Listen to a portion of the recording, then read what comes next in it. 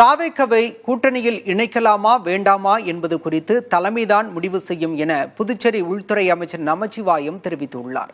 இதுகுறித்து அவருடன் நமது செய்தியாளர் வினீஷ் நடத்திய கலந்துரையாடலை இப்போது பார்க்கலாம்.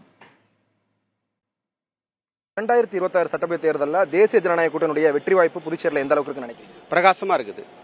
தேர்தல் ஜனநாயக கூட்டணி, தேசிய ஜனநாயக கூட்டணி அரசாங்கம் இன்னைக்கு தேர்தல் நேரத்தில் கொடுத்த வாக்குறுதியை சரியான முறையிலே நாங்கள் மக்களுக்கு செய்திருக்கின்றோம்.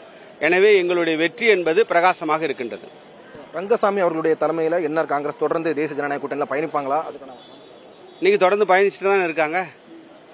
அதை நீங்க அவர்கிட்ட கேட்கணும். நீங்க தொடர்ந்து கூட பயணிப்பீங்களான்னு அவங்க கிட்ட கேட்கணும். என்டிஏல பிற கட்சிகள், வேற எந்த கட்சிகள் இணையணும்னு புதுச்சேரி பாஜக விரும்புது நினைக்கிறேன். எங்களுடைய அகில இந்திய தலைமை எந்தெந்த கட்சிகள் எல்லாம் இணைக்கணும்னு முடிவு பண்றாங்களோ அந்தந்த கட்சியெல்லாம் இணைப்பதை நாங்கள் வரவேற்கிறோம். பாண்டிச்சேரியிலையும் டிவிகே, விஜய் தலைமையிலான டிவிகே அங்க தேர்தலுக்கான ஆயத்த பணிகள் தொடங்கியிருக்காங்க.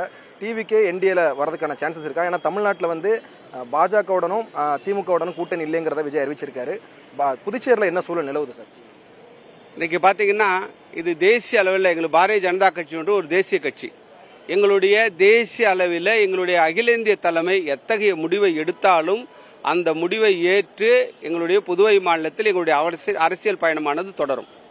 இதுவரைக்கும் இந்த மாதிரியான பேச்சுவார்த்தை தான் நடந்திருக்கா? கூட்டணி தொடர்பா விஜய் கட்சி அவர்களுடைய கட்சியுடைய பொதுச் செயலாளர் தலைமையிலான ஏதாவது பேச்சுவார்த்தை நடக்கும்?